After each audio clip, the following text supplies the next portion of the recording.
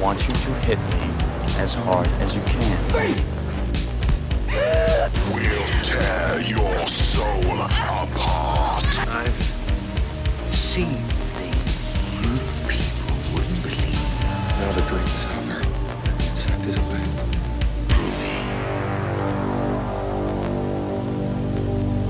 Hey, what's up, everybody? This is Talking Movies. My name is Josh. I'm Clay. I'm Randall. I'm Chris. And today we're talking about Clay's pick, Bounce Kogals.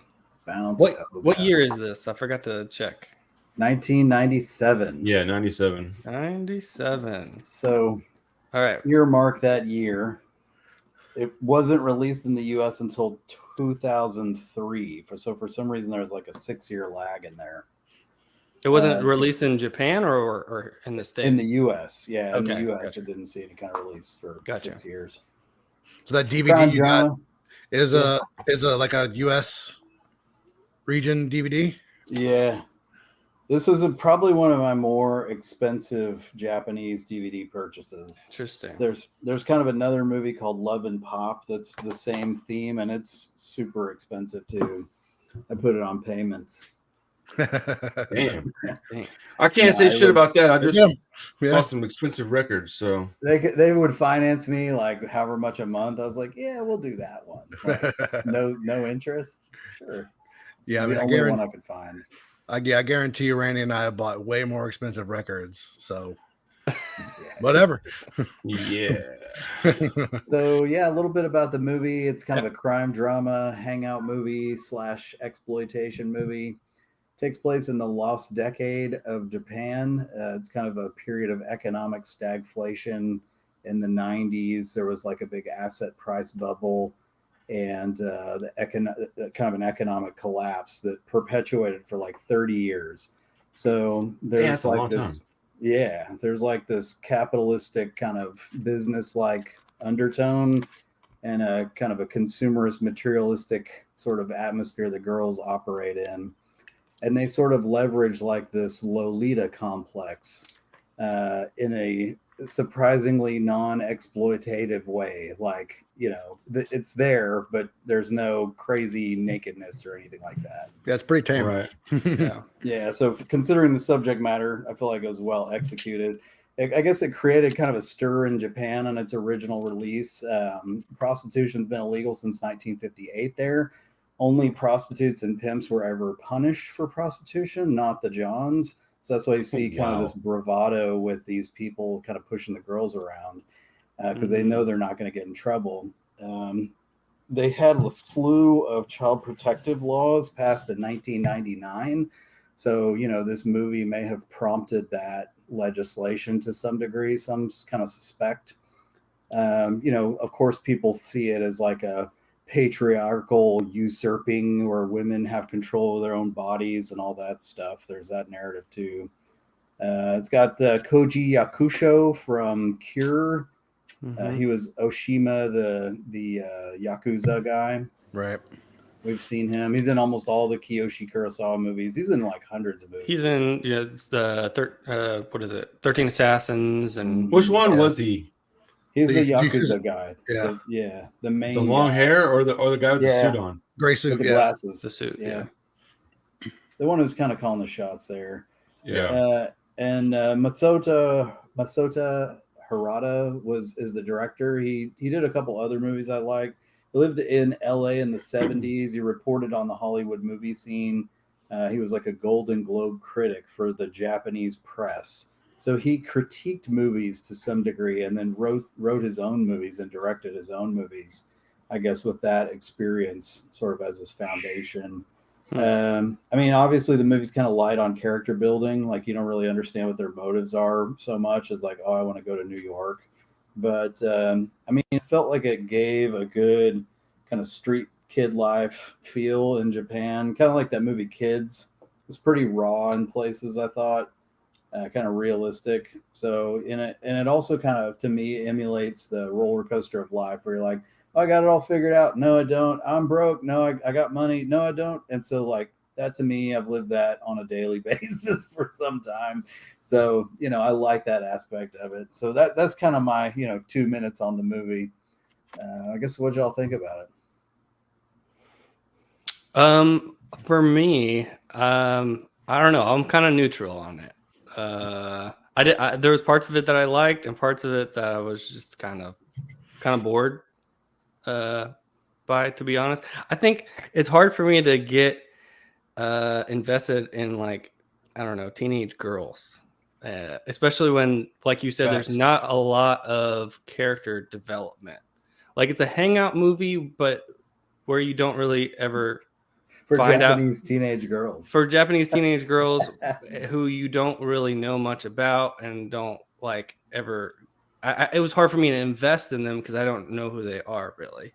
Like when you're hanging out in like Dazed and Confused, you learn who all those people are by hanging out with them. Yeah. But these girls, I don't really know who they are. So there was interesting parts to it. I liked the Yakuza angle.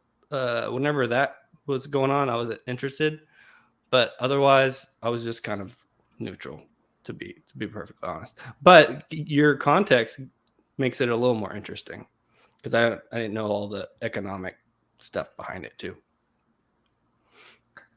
I mean, if I was to parallel it with like kids, what I was thinking is pretty much what Josh said about I didn't really know anything about the people.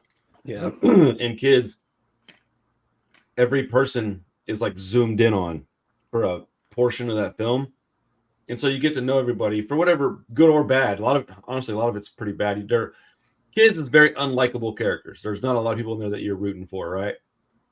I kind of felt that way about this movie too. Like I didn't think anybody in the movie was worth me caring about. But I also don't know that I understood the movie. And I don't know if you guys all watched it on that YouTube thing. Mm-hmm. I couldn't see anything, man. And the whole movie was just like 360p. Like, not joking. Like it was really hard to watch. I was going to bring that up too, because the YouTube is 360p, and so when I put it on my TV, it was almost like watching mosaic tiles. I had to go from the living room into the office to the 55, and then from there I ultimately went to the phone. Yeah, that's my only request, is that in the future we don't watch stuff that I can't see because I couldn't. Sorry, were you talking? I didn't mean to cut you off. No, I wanted to say there. I think there's an HD version, but okay. The one I found. Man, I wish I could have seen it. I was like bothered by the fact that I couldn't see because I felt like if I could see it, it might bring me into the movie more. And because I didn't like hate the movie, I just, with the fact that I couldn't see anything very well, I was having a hard time like staying interested in it because I was like, I'm like reading the subtitles, but I'm like, I can't really see anything though. So I came in here to watch it. I was like, oh, this is a little bit better. And ultimately, I was like, dude, this is just not. I'm not. Yeah, it was I thought maybe I was the only one that got that version, so I didn't. It was like a VHS bootleg, like not even like a good VHS copy. Like it was pretty rough, but it was a little rough. It did definitely impacted my viewing experience too. Here's the thing: you couldn't see faces very well, like unless they zoomed in on them or something like that. Like sometimes it was hard to tell in the beginning, at least, like who, because they were kind of bouncing around a little bit in the beginning. It kind of leveled off a little bit later in the movie. I felt it got a little easier to, just tell. Oh, it definitely got easier to storyline. It was, but in the beginning, it was hard to tell faces because they were kind of blurry. I'll try to plan better next time. Like if I'd have known that was an issue, I'd have shot somebody the DVD or something. Yeah, I didn't know. I assumed you didn't know. I was like, oh, he must not know this is a bad, because I knew you had the DVD. Yeah, so I didn't check it till last night when I put it on, and then it was like, well, it's kind of too late now. Why am I gonna say anything now? Right. Yeah, that's exactly what I was thinking. Yeah. I looked around, and I think it only exists on DVD. Mm-hmm. So I had found something else to watch, but it was pretty much exactly the same. I mean, I didn't blow it up on my TV. Maybe it would have been a little bit better, but yeah, I imagine just having the disc would have been a lot better. Yeah, probably so. One of the things that I think about when I'm watching movies from like Japan or China or anywhere over in Asia that are like modern but not new, if they're, let's say, 90s to like 2010, right? So that 20-year time span, their music is so different, and it just takes me out of the movie because I don't like it. It doesn't. I feel like it doesn't match the movie. So like the gripes that I have are all like stuff that doesn't pertain to the story or anything.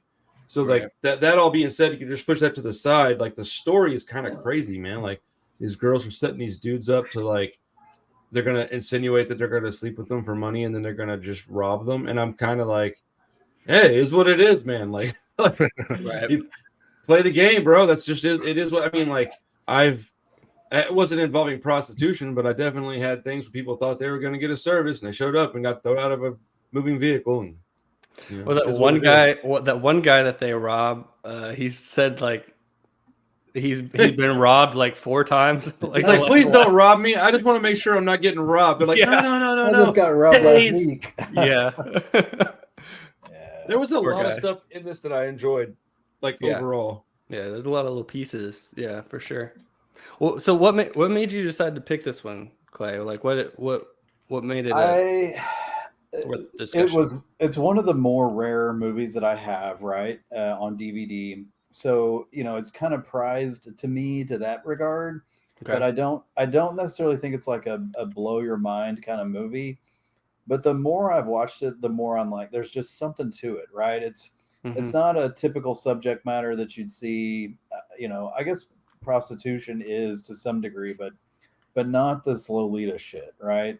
I think that's pretty odd. And then there's like, you have a very, unusual presentation of the Japanese underworld in terms of like the Yakuza and how they're trying to control prostitution. So I don't know. To me, it's like a more legit Japanese experience than like something that's on Netflix. That makes sense. And so like if I'm saying, hey, I really want somebody to get the experience about, Japanese culture, street culture, kind of get a feel for what a young lady may go through in Japan, this feels like it could be true to life to some regard. And apparently the reaction in Japan was sort of synonymous with that, that realization that it could be true to life, right? And so there was a big reaction because of the movie. And then I think the legislation was like 2 years later. So I think they were starting to really kind of come to grips with the fact that there was a problem with this type of shit going on, right? Yeah. And so I don't know. To me, it's like, it's kind of got some funny parts. It's got some like weird, like girl connection kind of shit going on, like where they're like having their friendship moments, and then it goes into like Yakuza beating one of them up, and there's like the urinal where the guy's rubbing the freaking pee on. Dude, that was disgusting. I mean, and there's like that was the most memorable part of the whole movie. Yeah, and so that guy was Chinese, I guess, and he was sort of talking about, the degradation of their culture and stuff by the Japanese. It was like a really odd moment. So like shit like that, man, I mean, I don't know. It's a raw movie to me. And then to me, like the sweetness of it is it's a little not positioned well to sometimes I'm just like, where's this? What do you mean by sweetness of it? Like where they're having their like their friendship moments where they're talking about life in the future and stuff like that.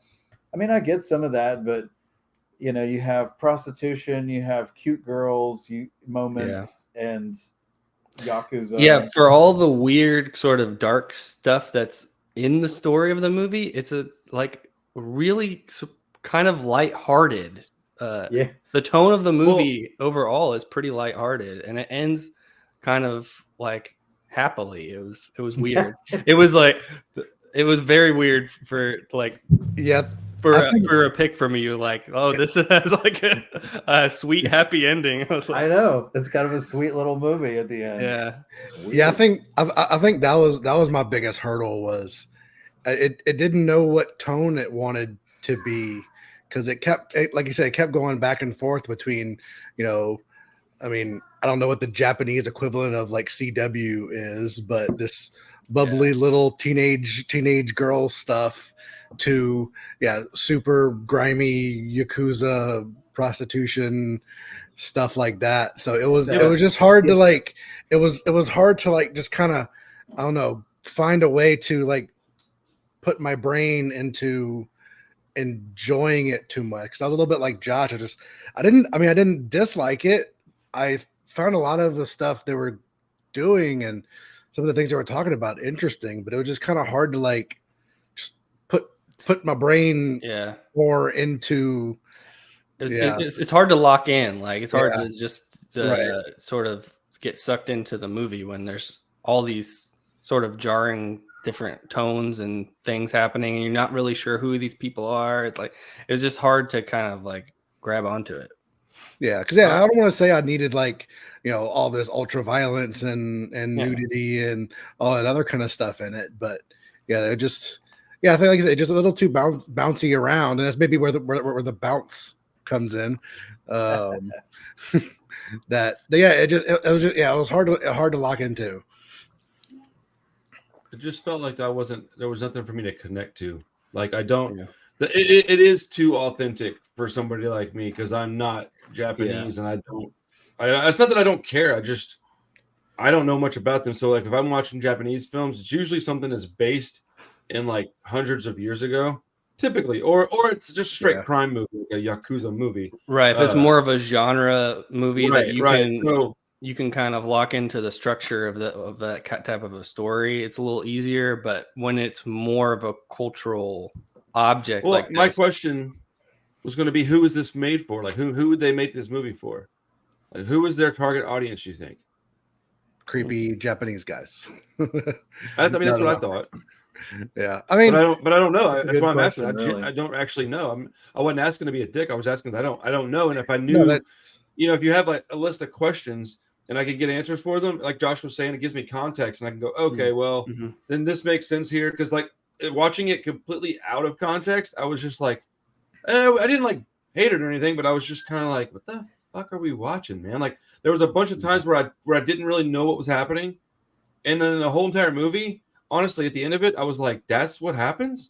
I was like, fuck, dude. Like, I don't feel like anything happened. Like they didn't even like have to suffer. Like they did a bunch of dumb shit and they got away with it. And I'm like, maybe that's what the story's about. Maybe, these girls had, maybe it's some guy that like really doesn't like people like that. And he's like, look at this fucking people. I don't know, man. It was interesting. I don't know that I would watch it again, but I don't know that I would turn it off either. It does sit in a weird space for me. But the music was bothering me a lot because it's fucking weird, man. It's like something serious is happening. It's like na na na na na, na na na na, and I'm like, what the fuck is going on? But yeah, I mean, sorry, no, you're good. I would say like Clay said earlier, like if it's trying to shine a light on this weird, creepy. I mean, Japan is still kind of known for being weird and creepy, like everything in this movie. So I don't know if anything got fixed or not, or if certain things are better or whatever. But I mean, Japan's always had the reputation of being, and I mean, I'm sure that's a very, very small like I've heard people say they go to Japan and like, I've never seen a panty vending machine. Like, that's not real. Yeah. Those don't exist. And I've also heard the story of, oh no, I've been to Japan.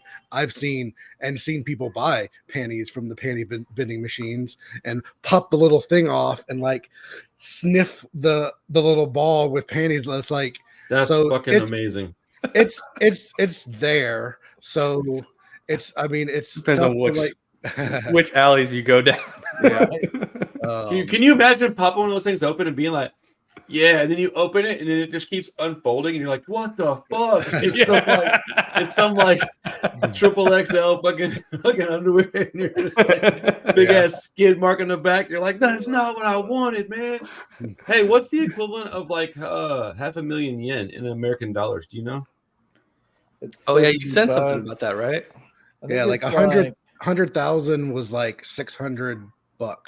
Okay. So we're talking like a few grand worth of American dollar. Okay. I was kind of curious because they were talking. I think it does like put me $3,500. Yeah. Okay. Because they see these big numbers, and I'm not used to seeing those big numbers mean money this big. And I'm like, man, she's talking about $500,000. I'm like, wait a minute, that's not $500,000. Because I'd be fucking upset if I lost $500,000 too. Right. I mean, I'd be upset if I lost $100 right now, but I will say this about the Japanese stuff that Hugh likes. I like it enough to keep wanting to watch it because I feel like out of every handful of movies, there's going to be one that I personally want to buy and own. And I know that. I know that, and I watch a lot of bad movies, quote unquote, so that I can find the ones that I want to own as well. So if I can do it for one genre or one part of the world, why can't I do it for another? Because ultimately, all I want to do is build my personal collection up, and I don't really care how I have to get there.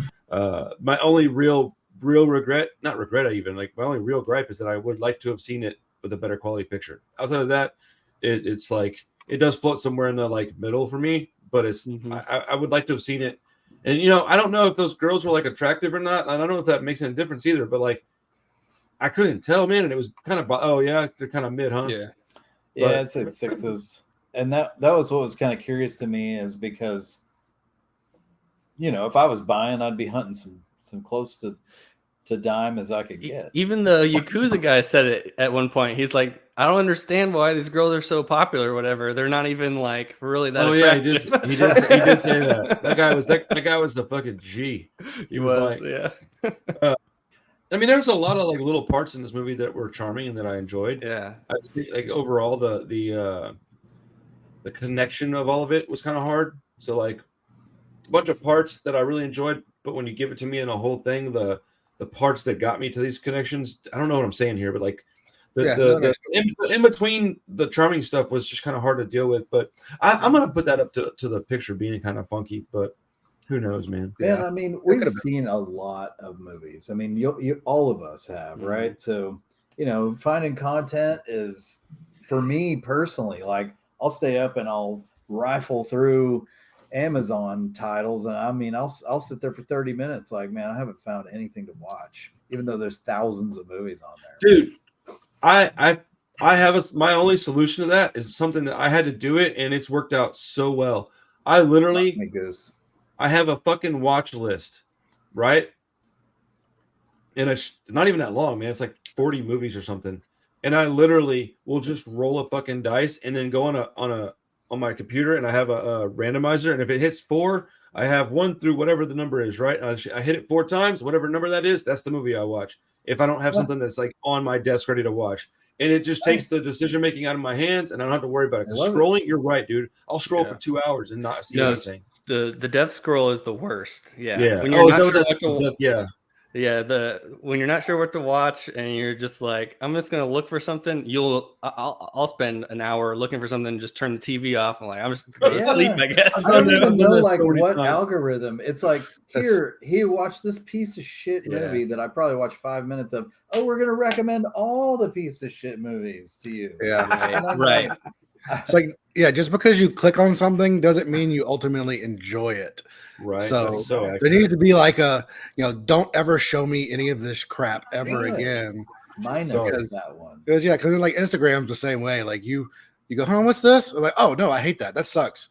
But then you get 100 more of them. So like, what the hell is the point of the stupid algorithm?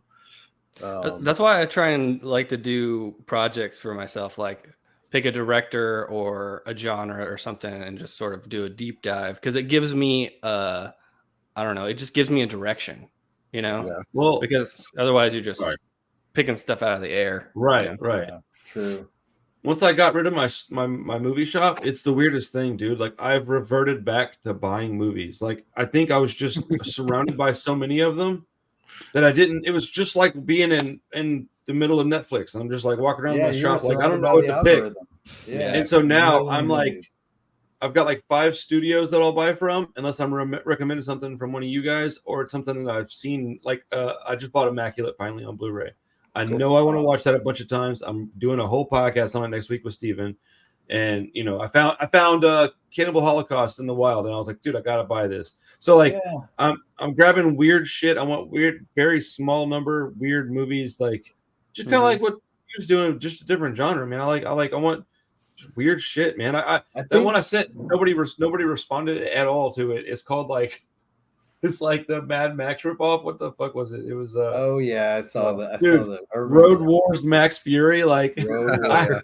Max I Fury. I need that shit in my life, dude. Like I desperately. I'm watching that shit as soon as we're done here.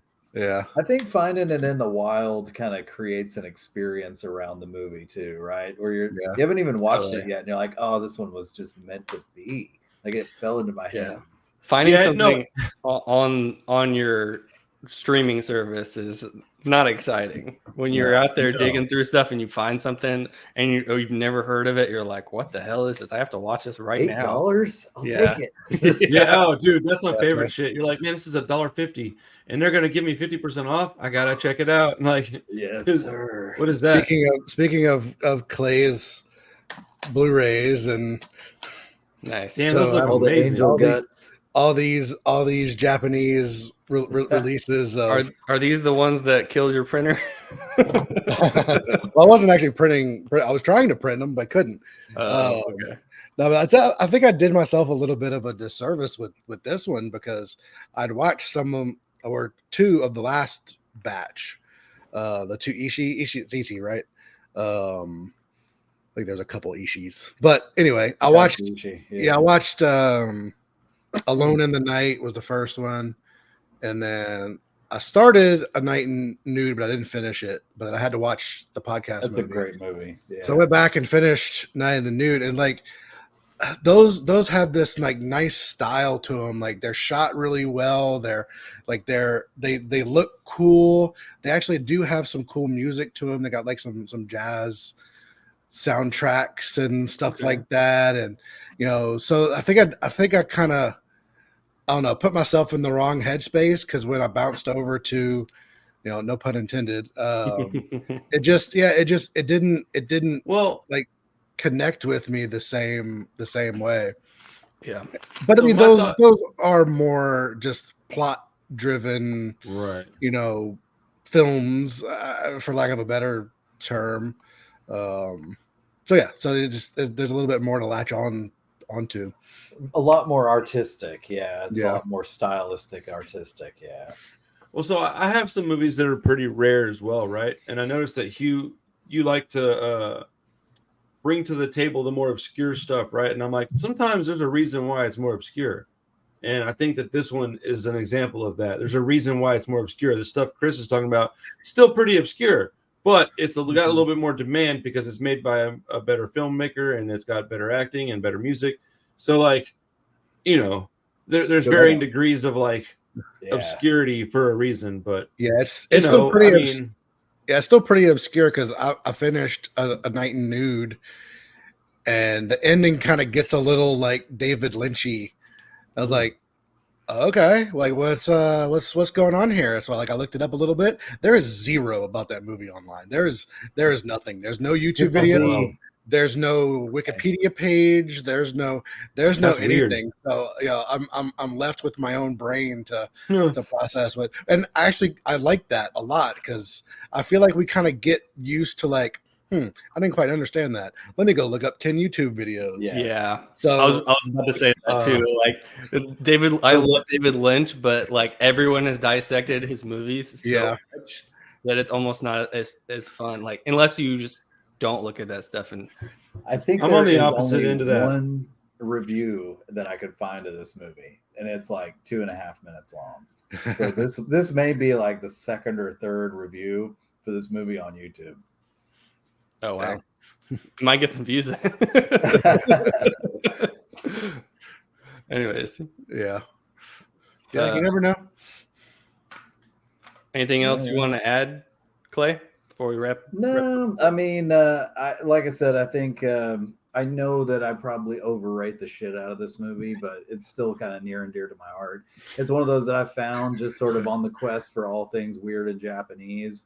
I think it brings me close to the culture, not the good side of the culture, obviously the dark side of the culture, and I kind of like that, man. So, this is my kind of jam right here. I'm glad you guys were, not totally bored by it.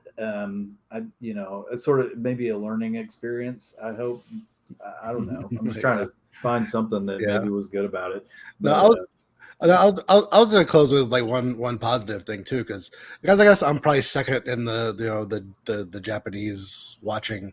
So I've watched like a little bit of anime and other Japanese movies and old movies, new movies, and I don't know, like the Japanese school culture is always depicted as kind of silly, poppy, So it was nice to get a no, like they're not just we're going to school and we're gonna study and so no, there's like they got shit going on too.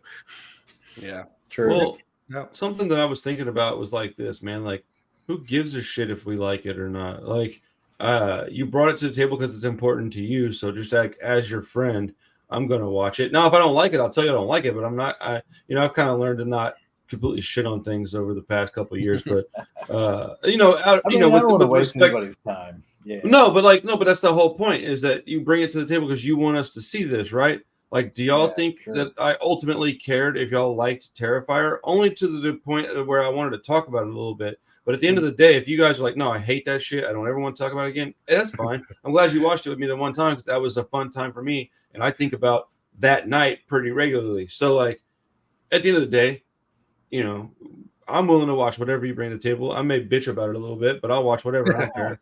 And I'm totally fine with bitching and saying I don't get it. Like, I mean, that's why we watch. Oh, I definitely don't get it. That doesn't mean it's not good. I don't get a lot of shit, bro. I'm kind of dumb. So there's a lot of things I'm like, but Honestly, sometimes with stuff like this, I'm just like, I don't know what to say. Like I get to the end of the movie and I'm like, I don't know how to talk about this, And we found our way through it.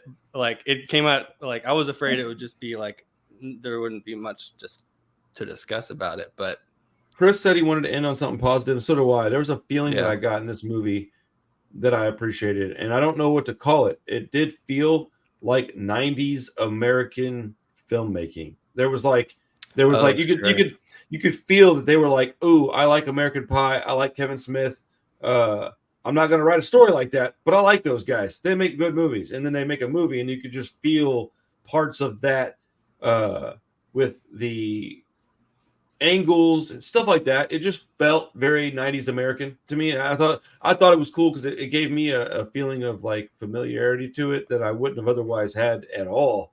If it was just 100% nothing to do with anything from over here in the West, But the Clay said the guy was a critic in LA for a while, so he obviously saw some of that stuff. Yeah, Brought something sort of to a westernization of Japanese cinema, which may be good to some people and bad to other people. I don't know, but yeah, I felt like that too, Randy. Where that was sort of my reference point was kids because it felt like I liked the characters of kids, some of them, but it felt like I was watching that in some parts. Where I was like, man, this is crazy. This is fun. Like, I wish I was part of that. Wait, no, I don't. Oh, those dances are cool. That's what life was like in the 90s. Stuff like that. It's just kind of felt like I was exploring the culture. So anyway, yeah, it was fun. Yeah, I don't have the desire to explore like Japanese culture so much. Like, I'm not interested in Japanese stuff. I tend to like. I mean, I don't like. It's not like not interested in it. I just when I think of like cultures that I want to like kind of dive into, it's a little bit more. I like the idea of some Korean stuff just because I'm so fascinated with their filmmaking. But excuse me, I'm lately. I don't even know what's going on. I don't know why, but I've had the desire to learn more about just some like old European stuff, especially French stuff right now because I'm all in that music. So that might be one of the things that was going on with me watching it is that I didn't have the same desires to be wrapped up in the culture. So yeah. I don't want to harp on it at all. I do want to understand like stuff, like my thoughts and like why do I feel this way, and I think that's important. Sure. I think I'm a little bit that way with the Italian movies. I've gone like real deep on Italian stuff, and I like that. I'm interested in that culture. So, everybody has their taste. Now, I will say, like, Italian women are just very fascinating to me. Like, even the Jersey portraits, like, I will take that all day long. So Italy is high. I would say it's very top of my bucket list. I love Michelangelo. I love Renaissance work. Right. I love Caravaggio. Like, all those friggin' semi-Renaissance guys, dude. I'll maybe I need to watch some Giallo. Maybe. And there's some fine Italian women in some of the movies you said. Oh man, watch it yeah. too. There's I'm a lot. just like, God. Yeah, it's always a plus too. Yeah. I am waffling on what movie I want to pick. I had one, and then I keep changing my mind. Really? This is very uncharacteristic of you. Yeah, I don't know. I had sort of a neo-Western thing, but I don't want to just pick those all the time. So let's do Being John Malkovich. Oh, I've never seen that. Yeah, I've almost picked that one a few times. So let's do that one. That should be fun.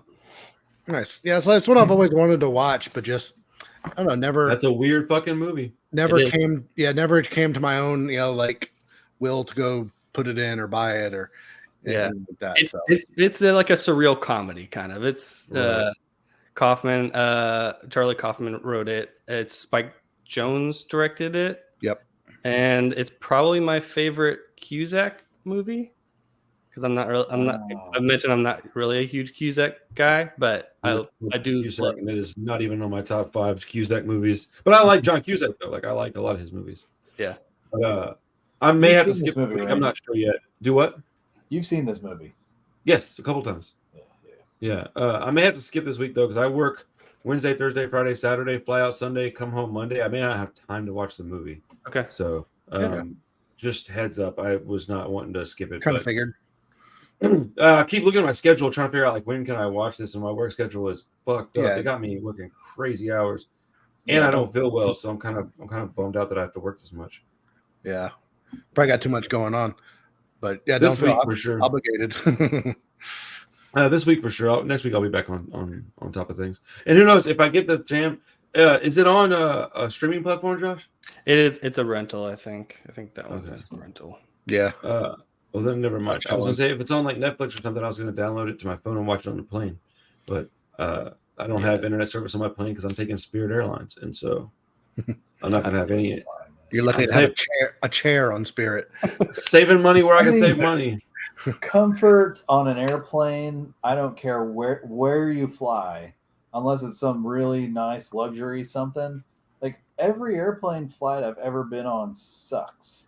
It just sucks. That's exactly what I was telling Carissa. I said I feel like it's going to be dick anyway, so I may as well take the cheap one and just like honk out for a couple hours. Not like you're going to buy first class anywhere. Right, airlines. Right. So like I may as well just. She managed to give me an aisle seat so I don't have to sit next to somebody else and be like claustrophobic. And I was like, all right, I'm good with that. Then I'll just download a book on my phone and maybe take another book to read or something. But I wrote a couple of Spirits. 3 hours. Yeah. Not fun, but it's 3 hours, man. Yeah. I'm so fucking psyched to get to Pittsburgh, man. I've got so many offers of things to do. Like I'm kind of shocked, man. Like I'm pretty stoked. That's awesome, Randy. Yeah. It's gonna be fun. Yeah, for sure. Do you guys watch anything else worth discussing? Or I watched Immaculate again twice.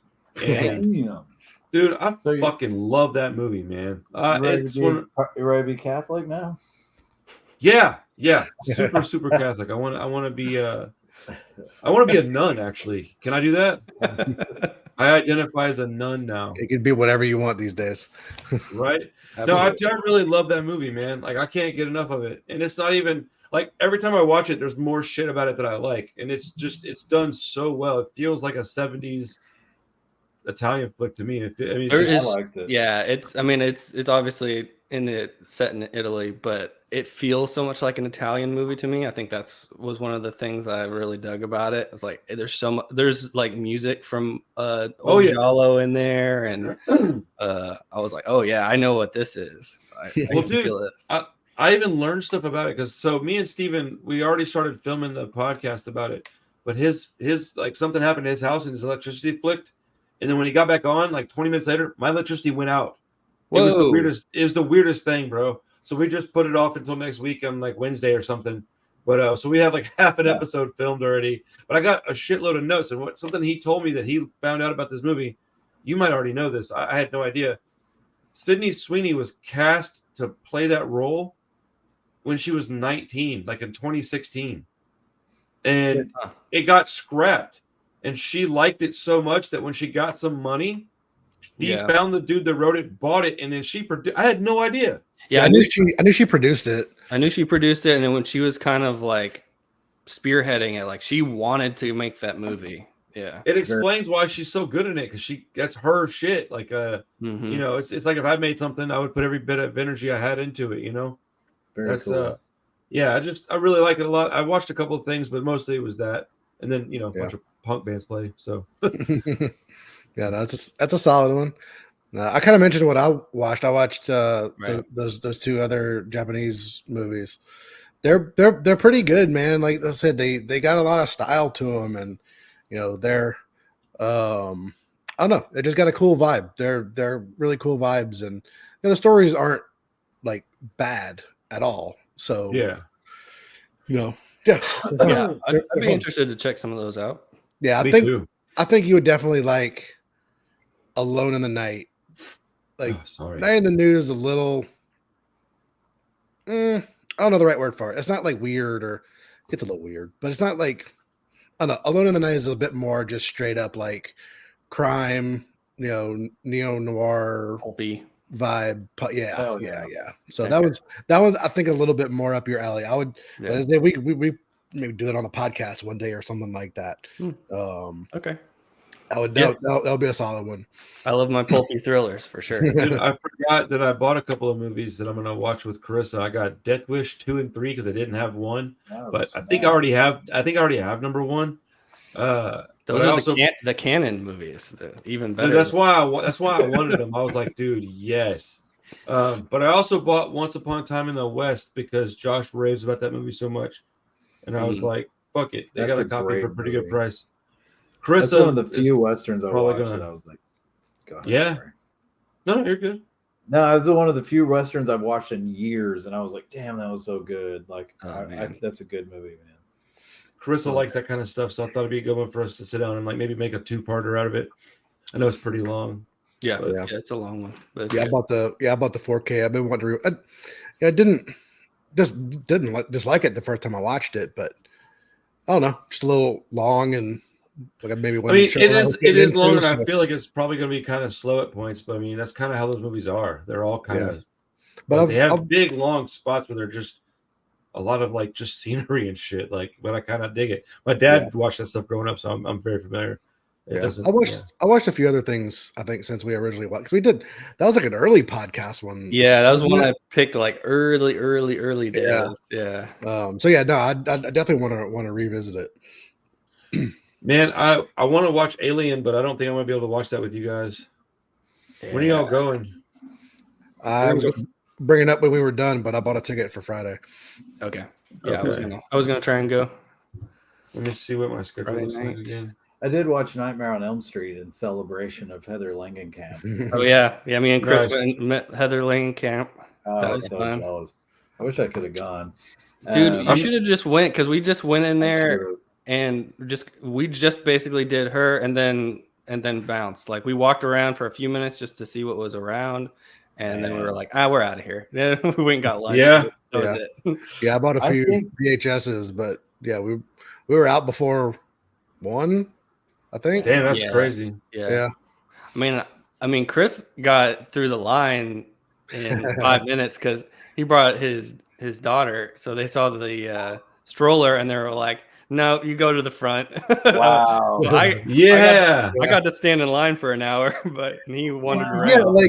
Yeah, the dude was like, "Hey, you with the well," he asked me, "Oh, how old your daughter?" He was just kind of like, I don't know. I thought he was just genuinely asking. He goes, "All right, you come over here." Yeah. He didn't want that stroller in that little bitty line for an hour. That's probably. I mean, I brought the like little tiny stroller just to have some place like she could sit, and also we could put some stuff if we bought some stuff. Yeah, but you saw how like that line, the line was like they were like the little bitty. Yeah, Josh is too skinny to fit in that line, dude. Yeah, you could. No one's standing in those little aisles. They take off. Yeah. So like I asked the dude, I was like, well, like, my buddy's gonna sit and wait now, and he's like, "Yep, I guess." And then Josh And then said I earlier- talked to him. I talked to him later, and he was like, "So your buddy's just waiting for you now?" I was like, "Yeah, I think he's just wandering around while I'm in line." He's like, you could have just went with him. I wouldn't have said anything. I was like, "All right, Dude, well, Now you I tell would have. me. I would have 100% just been like, "Sorry, dude. If he's going up, I'm going up." But oh shit! Hold on. When you finish this, I got something to tell y'all. This Okay. is yeah, crazy. I mean, in hindsight, I guess maybe one of us should have like pressed it a little harder, but like asked him. He said no. Like I threw it out there and he shot it down. So People are fucking dumb, and they love having Whatever. power, even if it's just that, even if it's that kind of power. I think he just realized afterwards, he's like, "Oh, just let that dude go." Like, Yeah, Right? because Yeah. I passed by a few more times, so I think he was probably just like, "Yeah, I should have just let that dude go." But he was cool. Like I Yeah. talked to him for a few minutes. He wasn't being like a dick or anything, but oh well. It was all right. yeah, It was fun. She was Heather Langenkamp was very nice. Yeah. Talked to everybody. Like actually, the line went a little slow because she would actually like stop and talk to everyone, ask their name, and like what is your favorite quote, and like just being friendly and stuff. But she was cool. She's still like really pretty. Like I was like, Yeah. "Fuck, Yeah. all right." Yeah. Like we're never think it's doing. Go ahead. I was just saying, back in the day, like she was one that I was like, "Fuck yeah!" And so like Right. I've always thought she was good looking, and it just probably will never change because I thought she was good looking back in the day. I mean, what am I going to suddenly think my wife's unattractive because she gets older? Like, no, of course not. So there, Yeah, she has a vibe about her in Nightmare on Elm Street. She's a very, very sort of like seemingly innocent girl, right? She dresses kind of preppy. She's real put together, and then all of a sudden she's trying to stay up for 5 days straight, right? So, but I thought that was Cocaine. funny how you guys describe her, and I'm like, so she really is the girl in the movie. Like that's Yeah. really her, just a sweet conservative. that's funny. I was like, oh shit. Well, I mean, to be honest, like she hasn't done that much otherwise, right? Like that's kind Not of really. that's her thing. her only Yeah. claim to fame. Like I think that's just her. Like she was That's kind of cast awesome. for That her is personality, not that she's necessarily a bad actor, but that's just kind of Right. who she is, I think, I kind of dig that though, man. That's good shit, dude. If we could all have one thing that was our calling, Yeah. Yeah. I think we'd be Just pretty knock lucky, it out of the man. park. Hell yeah. Right? I think I'm gonna have to go see Alien on Thursday afternoon before I work because if I don't, it's gonna get ruined for me, and I have to see that movie. Like, Yeah. I think I'm almost as excited for this as I am for Terrifier because it actually looks really fucking good and like, I'm trying not to get like Clay overhyped on it. Like I'm honestly like nervous. Like I am too. I don't know. I really don't know. Like if I'm well, the trailer looks awesome. Like all of the advertisements make it look amazing. I feel like I'm getting set up a little bit, the people that I listen to, I have heard very little about like plot stuff, but they're happy with it, and Okay. that just makes me at least a little more confident. But I mean, at the end of the day, if it's not good, okay, so the trend continues. Like they're Right. whatever. But, Exactly. But, Yeah. I am There's hoping good that alien movies. yeah. But me Yeah. and Bricken are gonna probably watch the first couple pretty soon. I need to do that soon. Man, I dropped the ball on that one, but well.